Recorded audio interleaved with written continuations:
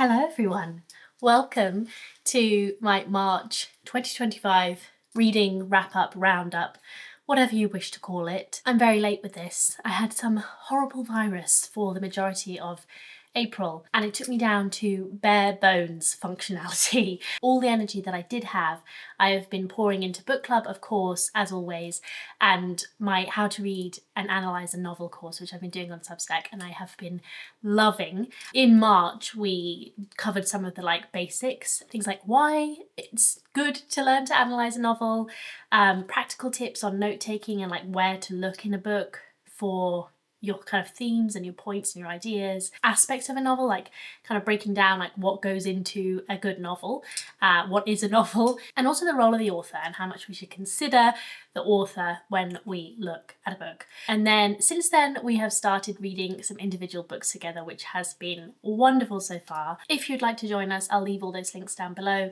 And I've also finally put together a definitive post on the differences between Substack membership, Patreon membership, and I also got some lovely testimonials from Patreon book club members, which are at the bottom of that post if you want to see some of those. Also, if you're new to me, hello, I'm Jess. I will leave a very short bio in the description of the kinds of things I like to read, and basically just a little bit more about what I do here, what we do here. These are our books for today. Just before we get started, you can see the pile. Yes, Infinite Jest is in there. Yes, we will be talking about it briefly. The only book I've got for the March roundup that I read as part of the How to Read and Analyse a Novel course was The Stronghold by Dino Buzzati. I read this as the Tartar Steppe. I think it was in 2022, something like that. Anyway, I think a few months after I first read it, NYRB released this, which is a new translation of it. And obviously they changed the title from the Tartar Steppe to The Stronghold. And in Italian, it's the Tartar Desert, I believe. So the English title wasn't quite right anyway. And we had a really good discussion about the translations actually, and the differences between the translations and why they made certain choices, etc, etc. So anyway, I have now read both translations. I liked this book even more than the first time round. So obviously this is an Italian book from the 1940, I think it was 1940 it was released. So obviously there's a lot of contextual stuff going on there. And it's about a newly commissioned soldier called Giovanni Drogo who is posted to this quite isolated, out-of-the-way fort. And the fort looks out over this barren desert. And the soldiers there are waiting and waiting and waiting for an enemy to appear. And in the meantime, life just seems to slip through their fingers. And, before he knows it, his life has passed him by. I don't think that's a spoiler really, because it's all about the atmosphere and the mood in this book. It's got a strange, almost fable-like quality to it, but it is so... I found it to be even more masterful than the first time I read it. Particularly this time I appreciated its structure. It has quite short chapters and each one does build on the theme and the story in some way. So even though you feel like you're kind of stuck in time in this book and that nothing is really happening, things are happening subtly, and it really maintains the tension of the book, I think, and builds to this quite climactic conclusion. This isn't a book to get a sort of psychological portrait of Drogo or anything like that. It's really about that mood. It's really about the atmosphere of waiting, how in monotony life can kind of pass you by, or if you're always thinking about the future and always thinking about what's to come, again, how life can kind of pass you by. And so we looked at time for the course with this one and the way time passes in the book, and I really enjoyed discussing it. I think I prefer this translation, I think. Obviously it's been a while since I read Hood, but I did do some comparisons as I was going along, and I think Venuti is probably correct in saying that the Hood pushes that fable-like quality. Well, I can't read the Italian obviously, but pushes that fable-like quality a little bit more, and I think Venuti just brings back just enough precision to allow actually for a bit more space between the sort of fable-like quality and what is actually happening in Drogo's life, because I do think the book probably works in some of that tension between realism and a sort of fairy tale fantastical imagination that Drogo sort of immerses himself in the dramatic placement of the fort and this feeling like the enemy might be out there. So I think it probably works in the tension between the realism and the fairy tale-ness. I think by drawing that precision slightly back in this one, probably works a little better, but I don't know. I don't speak the Italian. I think both translations are probably very good though. But yes, I enjoyed my time with the Venutis. So let's talk about Infinite Jest by David Foster Wallace. As you may know, I read for many reasons. Obviously, I'm reading for pleasure, I'm reading to share great books with you all of those sort of intangible reasons why we love reading, right? But I'm also really interested in the history of English literature, in the way that literature intersects with culture, and the way people talk about it, and all of the stuff that comes around literature. And so I knew at some point I was going to try and tackle Infinite Jest. I obviously didn't read all of this in March.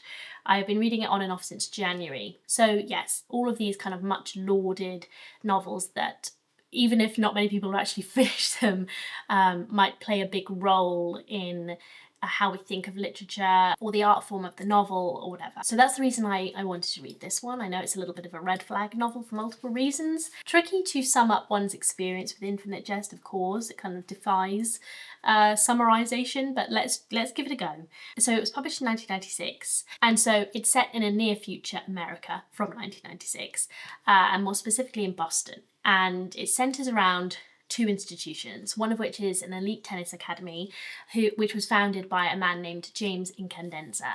And he had a short tennis career of his own, but he is more well known for these avant-garde films that he made. He has died in the sort of recent past. This has left a big hole in his family, which was already very dysfunctional. And one of his sons, Hal Incandenza, is at the tennis academy and is a promising young athlete. And the other institution is the Ennet House Drug and Alcohol Recovery Centre, I think is its full name. And we meet a selection of characters who are in recovery there, including a man named Don Gately, who is sort of the protagonist in that place, and Hal is the protagonist in the tennis academy. And all of this is set against this contextual background where all the North American countries have come together to form a kind of larger organisation. America is basically taking advantage of Canada in this new equation, but this has meant that the Quebec sovereignty movement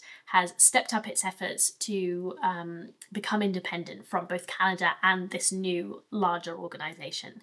And so we follow a little bit of this kind of separatist movement. The title Infinite Jest refers to a film that James Incandenza is supposed to have made, which is having a very strange effect on the population. Like, whoever watches it gets caught watching it and it essentially dies because they won't eat, they won't drink, they won't sleep, whatever. So the Canadians are trying to make use of this against the US. The US government is scrambling to make sure it doesn't kill half the population, etc., etc. So that is like the basic storyline. However, the novel is made up of lots of fragments.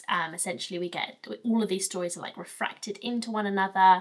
We go back and forth between them. We get loads and loads of stories of characters and incidents that are never really returned to at all in any sort of meaningful way. And there are also loads of footnotes. So it's a difficult novel to keep your head above water in. Obviously, it's notorious for that. It's notorious for being a tricky novel, one that is, mundane, monotonous, and infuriating a lot of the time. I don't think he is one of my favourite stylists. People say that he's a fantastic writer. I do think there's some lovely sentences in here, but there's a lot of sentences. One thing I do think he has a talent for, and I wish he'd have used it more often, is creating a great scene.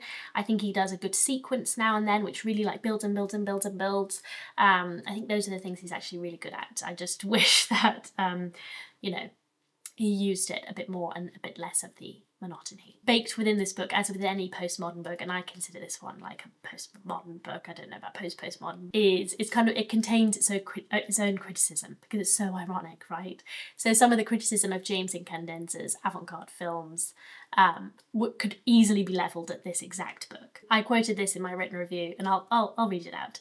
Party line entertainment critics always complained that James Incandenza's entertainment's public area scenes were always incredibly dull and self-conscious and irritating, that they could never hear the really meaningful central narrative conversations for all the unfiltered babble of the peripheral crowd, which they assumed was some self-conscious, viewer-hostile, heavy art directorial pose instead of radical realism. He is clearly aiming for a radical realism by sort of trying to encompass everything, right? And that's why it doesn't have a proper ending, and that's why, you know, some of these things are left unresolved, because that's life. That's what we assume. But I want to say that this is not realism. To me, this book has a really trapped mindset, and that's what I think makes this book so sad to me. It's steeped in irony. It's known to be a sort of ironic, satirical book in many ways. And David Foster Wallace himself talked about how irony was like a bit of a poison, really, in this kind of postmodern American culture that he was writing in,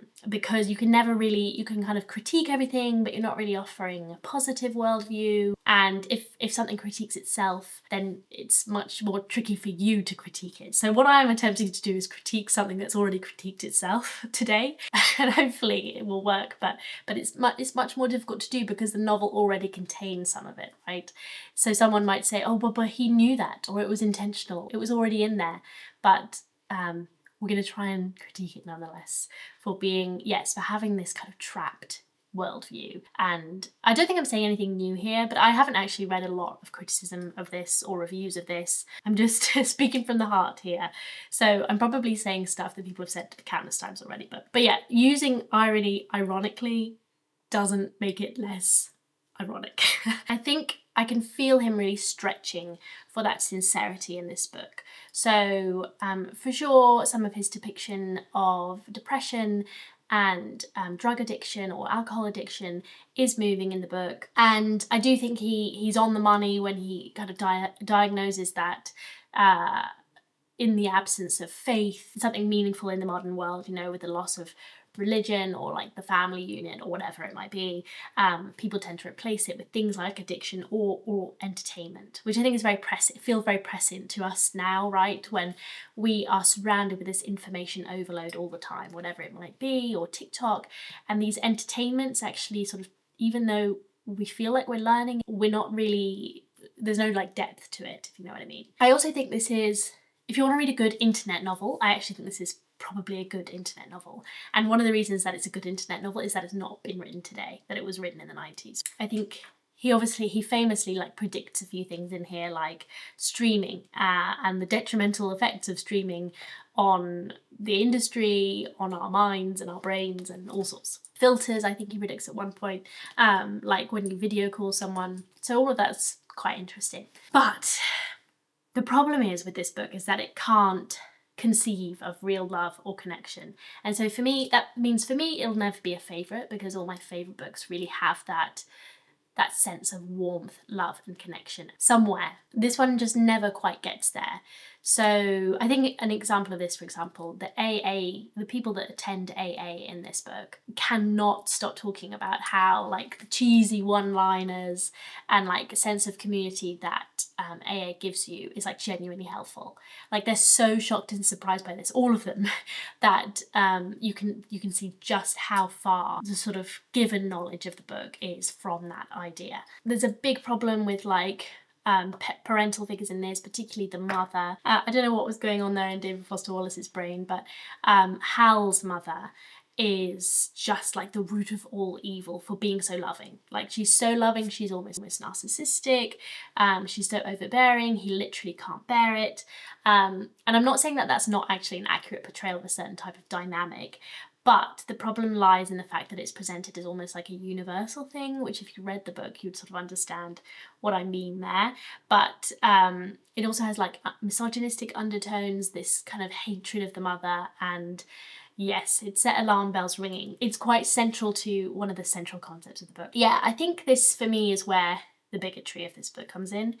So it basically ticks every problematic box that you could possibly think of. So it's racist, it's misogynistic, it's ableist, it's homophobic, it's transphobic, it's all of them. And really quite prominent. It's so baked into the book, I have a really hard time writing it off as just the narrator. And because the narration is so fragmented, we don't get a real sense of the narrator. Even a third person narrator, you should kind of have a sense of their voice. And because the book is so ambitious and self-referential and all of these things. Sliding into David Foster Wallace is inevitable, I think.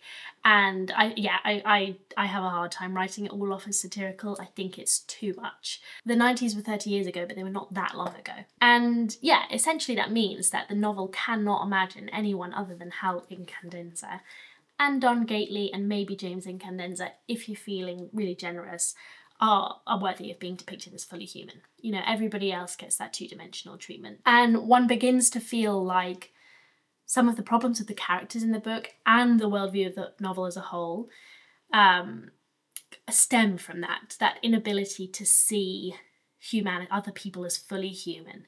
You know, and how much more connection, life would there be for the characters within the book, but also how much more successful would the novel be if it could admit a few more people into the ranks of humanity? You know, would this novel sing for more people? Would it work for more people? Would it be less of a red flag? Yes, if it could do that. And I listened to his commencement speech, which is very popular, called This Is Water, and everybody says they love this commencement speech that he delivered. And in it, he essentially, it's not dissimilar to calls today to romanticize your life and, you know, to give people the benefit of the doubt and to recognize that even in the most mundane moments there is life to be lived and all of this kind of stuff. That is what it says, but the way he talks about other people in that speech and the language he uses really shows me that like a lot of that more bitter stuff had not exited his mentality, his psyche. And of course, he exhibited abusive behaviours toward at least one woman in his life. And yeah, I think you can feel that underlying disdain still there in that speech. And it's kind of the feeling I get from the book as well. Like on the one hand, he's telling us, you must find connection, you must find love, you must find meaning. But on the other hand, he's kind of closing the door behind him on human subjectivity. Only the cerebral white guys are allowed in. So yeah, I've been thinking a lot lately about the author and the book boundary. And, you know, at university, I was always taught to separate author from narrator, of course, in my academic work. And you need to be careful about blurring the boundaries too much. But I'm sort of breaking that down myself because novels are a production of like a person's mind, right?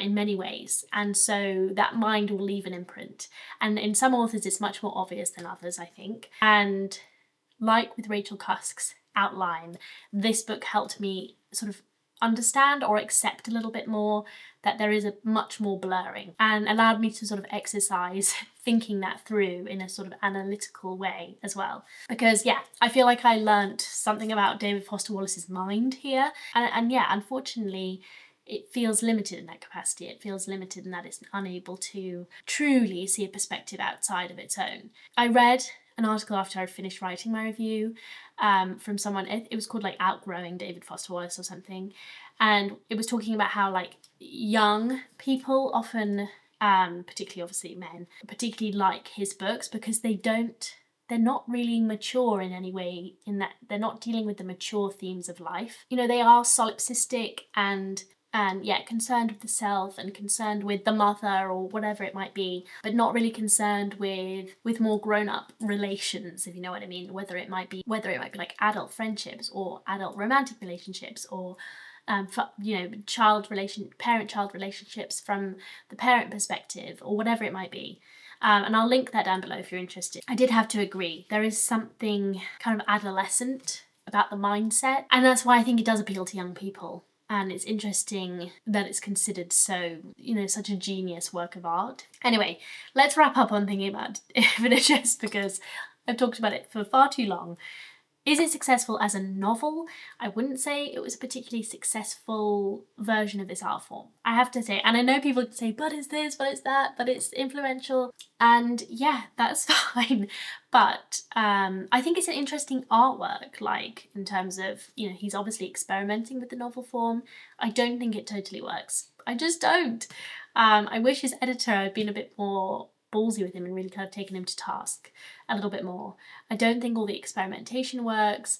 I think the main story could have been strengthened without losing some of that more unconventional approach to storytelling. I think a lot of it could have been cut, again, without losing that wordiness, without losing those nods to kind of mundanity and monotony. But yeah, it is what it is. I can't change it, and it's a book of a particular place, and it's a product of a particular man and a particular time, and the critical reception is interesting to look at, even as a thing all of itself. When I read a book like this, I'm really asking myself questions as well, like, why do critics love to proclaim this kind of book a masterpiece? And it kind of, they always like self-insulate against being called not a masterpiece. This is a book just like any other book. But if you say you don't think it's a masterpiece, then you don't understand it, or you haven't followed it, you haven't followed all the layers, etc., etc. But it needn't be that way. But yeah, like why do we equate infuriating to read with greatness? And why this man with this book that is so filled with bigotry? So yeah. Anyway, I'm glad I read it because of all, the historical reasons, what it tells me about literature, and what it tells me about the critics that review literature, what it tells me about that author-book boundary, and like, how an author might leave the imprint of their psyche on a book. And of course I will be better able to notice where his influence lies in other authors that I do read and that perhaps I like better. I think you're either one of those people that's going to read this because you, like me, sort of want to read, the books that have been considered literary greats, or you are happy to just leave it behind. And I'm sure my review has not changed your mind either way. If you want to read it on any of those bases, then I would recommend it.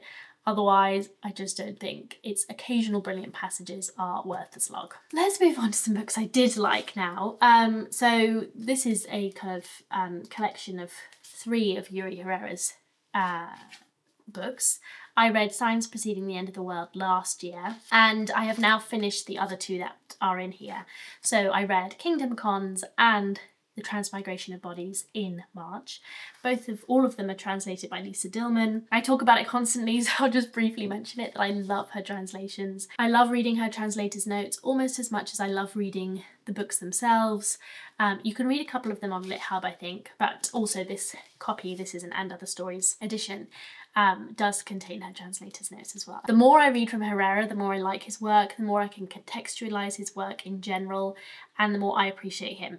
And they're all short little novels as well, so you could easily gulp a few of them down at once. I think he's becoming one of my favourite contemporary authors, like authors writing today. He's a Mexican author. This is translated from the Spanish. Yes, why do I love Lisa Dillman? Because I think she really stretches English to its sort of limits to accommodate Spanish a little bit more. At the same time, it's like she keeps rhythm in the language. I think she adds more rhythm than English usually has. And although I haven't read the Spanish, I would love to read the Spanish one day. I have a feeling, I sense, based on her translator's notes, that she captures Herrera's quite unique style quite well, from what I can tell. And their collaboration on these books is perfection to me. So in Kingdom Cons, that was his first novel. We follow, they're kind of like novellas really, but we follow Lobo, who is a musician whose talents land him in the court of the king. And the king is a big-time drug trafficker living on the Mexican-US border. But that is never said, explicitly stated, or anything like that. It's always referred to in this like courtly language. And it really gives the novel a fable-like quality. It was actually really great to read these next to the Buzzati.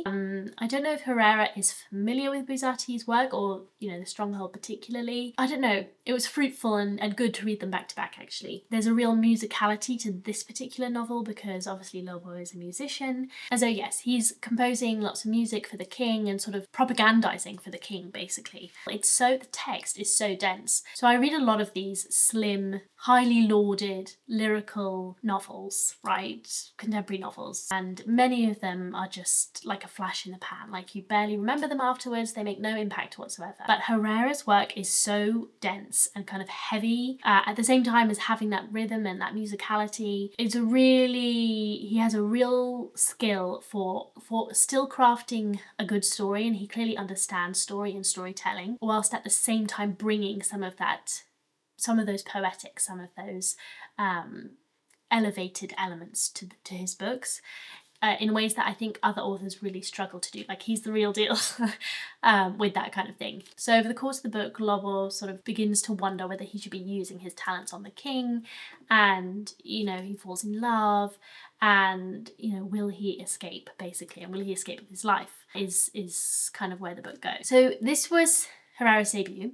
I think maybe it does suffer occasionally for being a little too heavy-handed about this lifestyle and relying on some of those cliches to do a little bit of work for him. But honestly, I just think there's so much here. I really took my time with these. They're short, but I like really tried to get to grips with each sentence, each passage, try to sort of understand what Herrera was doing in each part, and I just really enjoyed them as a result. And then moving on to the Transmigration of Bodies. So this one is a little more, I actually thought it was first person when I thought about it, but when I went back it's actually third person, but we're very, very close to the point of view of the Redeemer. And the Redeemer is a fixer living in a small town. So it has a little bit less of that sort of mysterious, dreamy quality than Kingdom Cons, but still there's always an element of mythologizing with Herrera's work. I think actually looking at mythologizing would be really interesting. Also considering Signs Preceding the End of the World. He is, I mean, the main character in this is called the Redeemer, for instance. So the Redeemer is a fixer living in a local town, and he gets a call. He's called upon by two families to find their respective children. So baby girl and Romeo. And each believe that the other family has their child. So yes, it's a little bit drawing on Romeo and Juliet, though I would say maybe the star-crossed lovers are not who you expect. The Redeemer is investigating this for the two families during a pandemic. This was written pre-COVID, and it's obviously like a different type of virus. Yes, he must do all of this in these eerily quiet streets, all whilst at the same time trying to seduce his neighbour. And the first part of the novel is mostly taken up with him trying to seduce his neighbour. So there's a noirish feel to this book, and it has all those tropes, like the Redeemer is hardly a feminist. You know, he's a typical anti-hero, he's a hard drinker, he's a smooth talker. But I feel like it serves Herrera's purposes quite nicely with the book, because as it proceeds, we get a little bit of development, and we get a bit of development in the story, and I was left quite moved by the ending actually of it. I think all of these books would benefit from a reread, and I look forward to rereading them at some point. But yes, I think I've only got 2 more of his books left before I become a Herrera completist, so I'm looking forward to reading those. I hope to maybe get to them this year, and to read more Herrera in the future. I think he's a really interesting novelist. I think probably Signs Preceding the End of the World is maybe the strongest out of this collection of 3. I also really like his short story collection 10 Planets, which is completely wacky but so interesting and unique. Okay, let's talk In the Night Garden by Catherynne M. Valente. So this was published in 2006. It is fantasy, I suppose. There's going to be a bit of a hurdle for me trying to get you to think that you might like to read this book when I describe it, because it sounds really annoying. So it has a like 1001 Nights style or inspired structure, where there's this big this framing narrative where a girl is telling stories to a prince over successive nights. So this girl, she's been banished to the gardens of a palace. She's ostracized, you know, and she has these dark rings around her eyes, which when you look closely are made up of words. And these are the words she uses to tell her stories. And the prince obviously lives in the palace, and he comes out into the garden every night to listen to her tell these stories. Now, from what I can tell, and it's been a long time since I read anything remotely relating to 1001 Nights, this novel exaggerates the framing idea. So I think from what I can tell of 1001 Nights, it is like a successive stories. They might go across 2 nights, but they are like each a story. Perhaps they draw together a little bit, I'm not sure, but in this one it's split into 2 books. So like the whole novel is split into 2 books, each of which is like a story. But then as you go into the story, a character will take you into their story, and then a character in that story might take you into their story. So you end up in like these nested stories. So within these 2 larger books, there are lots of like individual stories, and you might go like a few layers deep and then start surfacing back out of them as well. And this sounds like it should be really confusing, but for whatever reason, I never really lost track. I think because she makes them memorable enough and gives the characters distinctive voices enough to help you. Perhaps she's just really, I think she's really good at transitions. Whatever it is, I never really lost my way with it, but I do think a condensed reading schedule would help with it a little bit. I should have been really annoyed by this book, not just because of the structure, but because we know I always talk about folktales and how much I hate when contemporary authors tackle them, because I don't think a lot of contemporary authors understand what it is that makes them work, what they actually require, rather than like just a bunch of like tropes chucked together. It's a structural thing. So many elements go into folktales. They are not just simple stories. And one of the things I also think they don't often work well in novels, because novels are long and folktales were never designed to be long and complex in the ways that novels have to be. Obviously, Valente, gets around this by using this story structure. So we hear lots of smaller stories within like a larger story. So that's how to get it into novel form.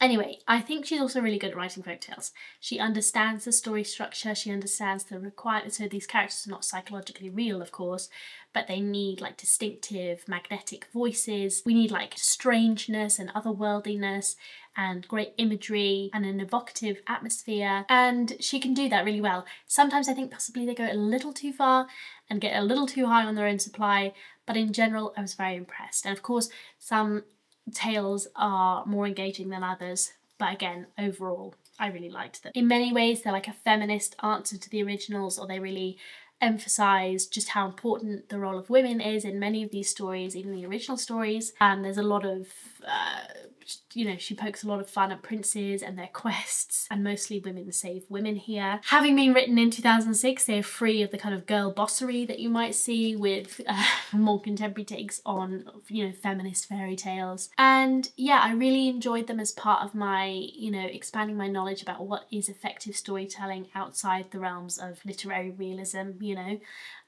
what can be done and what's interesting beyond those bounds. Definitely for the literary reader who wants to look beyond literary realism and discover something new. They're clever, they're very well written. One thing I really liked about them, for example, is that she uses like imagery and metaphor in a way that you would never teach a young author to do. Like some of the metaphors and similes are really stretched, but because of the style of the folktale, they mostly really work. Maybe one or two didn't work, but otherwise they really add to the atmosphere of the book and the sort of world building, because obviously she builds a whole world of her own here as well, because of course the tales do intersect, and the world building's really good. Yeah, so there's no hard and fast rules in writing is something a book like this can teach you, I think. Unfortunately for me, I forgot it was a duology, and so I didn't get to the end of the framing narrative's tale, and so I'm gonna have to read the second one later this year before I forget all about the prince and or the girl and her prince. But yes, I've had a realization, and this book was definitely part of it, that I actually really love folk tales and fairy tales. They were a huge part of my childhood. I took them very seriously as a kid. I think that's why I get so annoyed by badly done versions. Yes, I've just been really, alongside my saga journey, my Icelandic sagas that I've been enjoying recently, I've just been really appreciating just different forms of narrative, from much older forms of narrative, from the literary realism and the first person literature that is being produced. Like a lot of it's being produced right now. I very much enjoyed it. Can't wait to read the next. Next we have Louise Erdrich's The Mighty Red. This is her 19th novel, if you could believe it. She remains an author who I just love to read. Do you know what I mean? I just really love reading her books. I have faith in her. I like her authorial voice. I feel like it's been honed over her 19 novels and she knows what she's doing. I feel that kind of confidence rolling off her prose, which I don't always feel with newer authors, which is fine, of course. New authors are new authors. So in this novel, we follow two women, Crystal, who is a sugar beet hauler, and her daughter Kismet. There's a lot of characters in here, but that's sort of the two most important, I suppose. And we know pretty much from the off that Kismet is going to get herself into an ill-advised marriage with a local boy called Gary Geist, who is like the heir to the sugar beet farm that her mum works for. And he seems desperate to marry her for kind of cryptic reasons.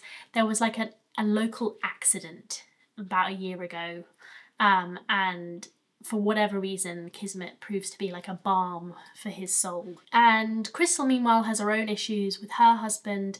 It's all set against the financial crisis of 2004, and he seems to have run off with a bunch of money. This novel is structured in lots of short chapters, as you can see, which seems to be a form she's really favouring at the moment. I'm pretty sure The Night Watchman was the same. So in some ways, what's interesting about this book is that some of the things I would criticise, I also like enjoy on a different level or in a different way. All of Erdrich's characteristic humour is in here.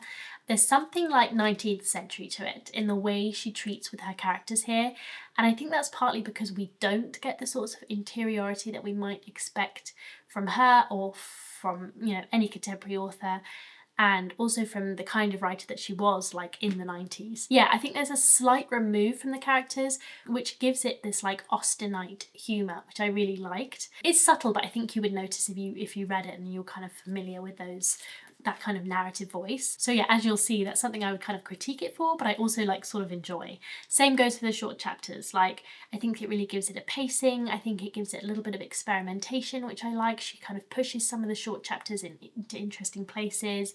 In many ways, she's making like an ecological argument in this book about farming and stuff as well. And I think it really maintains the pace, the tension. I think it ups the humour at times, like some of these scenes are ridiculous. And we get this like kind of grander sense of the general selection of characters, which is interesting, I think, and again, different to a lot of what we might read, you know, published in the last year or so. And yeah, I kind of almost liked its disjointedness sometimes. I liked that she wanted us to fill in the gaps sometimes, or trusted us enough to do that, and for her not to have to spell everything out for us. So all of these things I liked, but I also think they are basis for a decent criticism of this book, because on the other hand, I think she's not really very generous with these characters or with us. Like, I think we could have spent a lot more time with them. I think we could have got a little bit more interiority. It's pretty unclear still how Kismet and Gary get into this marriage, really. I don't think it's like, we don't get the fullest of feelings about it. I don't know, the sequencing is not quite right, I think, in terms of like how we get there. It's odd in that, you know, it takes us a while to get to the wedding, and that the wedding takes up quite a lot of the middle chunk of the book, and then, I don't know, the way the storyline pans out is a little strange. I was saying this in book club, but I feel like sometimes with authors like this, what you gain in the honing of their craft, like this is a much taughter novel than, say, The Last Report on the Miracles of Little No Horse, which I read last year. That was much more meandering. What you gain in them honing in their craft, you sort of lose sometimes in like the youthful passion of their writing. And I find this with Smiley as well. Like, there's something magical about the Greenlanders, which she wrote early in her career. She described it, you know, writing it in a kind of fugue state. It's something that like an older author probably can't replicate. I don't feel that Erdrich has like a real closeness or passion for these characters as she did for the characters in The Last Report, if you know what I mean. And so I feel a bit less invested. But all in all, did I have a good time with this book? Yes, I did have a good time with this book. I enjoyed it. I like being in her world. And yeah, she has this warmth to her writing, which I really like. So I will always read Erdrich. I'll continue to read new Erdrich, and I will be trying to become an Erdrich completist, but I have a long way to go on that front. So, The Experience Machine by Andy Clark. This is a non-fiction book. The full title is The Experience Machine: How Our Minds Predict and Shape Reality. And so yeah, this is about the predictive nature of the brain. So I read a little bit of Clark when I was doing a philosophy of mind module in my undergrad, so a long time ago now, my first year at Edinburgh, and I was looking forward to coming back to him, basically. And a lot of the literature that's been produced about the predictive brain happened just, I think, whilst I was doing that module and afterwards, which makes me feel old because I have some awareness of like what it means to have a predictive brain, right? So the theory goes, and the science looks, you know, promising and seems to back it up, that instead of our brains sort of taking in sensory information, processing it and reacting or having thoughts about what's coming in, we mostly predict everything we perceive, and then we let our sensory system sort of nudge those predictions into something more accurate and useful and helpful. So we never really see the world as it is. We are always sort of interacting with the world in a much more like in-depth way. And it means lots of things, obviously. I was particularly interested in what that means for our attention. I thought, so for whatever reason, I was fascinated by the attention section. It explains quite a lot of how we might like zero in on something. Qualia, the kind of like what is it likeness of life, and how our brains like perform like complex tasks with relative ease. And Clark is clearly, he's been working in the field for decades. He knows his stuff, but he knows his stuff. And so when you have like a popular non-fiction book like this, I think like he is probably not the best person to write it for me in terms of outside of academia, just like a non-fiction book. Well, he is and he isn't. So like most non-fiction books, I don't want to say most, but a lot that I read, all of the best work was in the first few chapters. Like that's where his expertise comes in, right? And possibly he should have written something a lot shorter, but of course that's not what publishers want. They want something of a certain length. The first few chapters where the interesting stuff lies and where he really knows his stuff. But when he starts moving into realms he's less sort of meaningfully informed in, you know, he's been working in a very particular arena for a long time. Things like what the predictive brain might mean for racial prejudice, what it might mean for art. Another one I've just thought of that really it doesn't cover at all is like childhood, how parenting might be influenced by these ideas. Whilst he obviously has a lot of expertise in one area, I like a more sort of holistic, more socio-politically informed perspective on some of this stuff, especially when the topic is so big, like the way our mind works. I think I would have had a better time with a book very similar to this, but like written by someone else with a more multidisciplinary perspective. He's also unfortunately afflicted with a kind of techno-optimism, which I can't get on board with.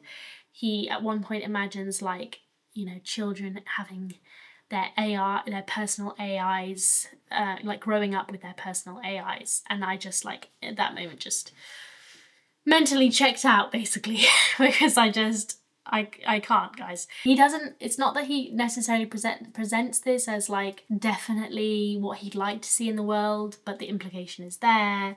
He doesn't really critique these ideas at all. And he spends time talking about them, do you know what I mean? When we could be talking about things that are helpful in terms of like what the predictive brain might mean for X, Y, and Z.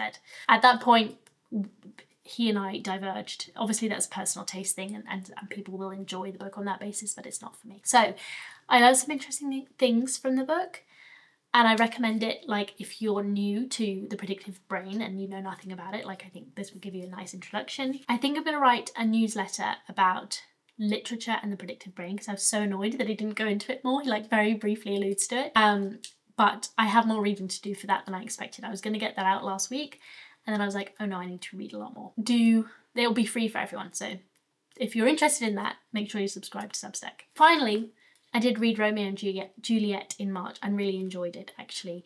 And we're doing Shakespeare. I'm trying to do a bit more Shakespeare. I'm not keeping very on top of it, but trying to do a bit more Shakespeare on Patreon again. So if you're interested, then do join us for that. And with that, my dears, we are finished. Hope you enjoyed today's video. Next month, I'm going to be reviewing quite a lot of Gene Wolfe. I read 3 Gene Wolfe books in April. I'm partway through The Parisian by Isabelle Hamad, which I'm really enjoying. Gosh, I've read quite a lot in April. There'll be plenty to chat about and hopefully that'll be coming to you in like a couple of weeks in the not too distant future. Thank you all so much for watching today. I hope you enjoyed and I will see you again next time. Bye.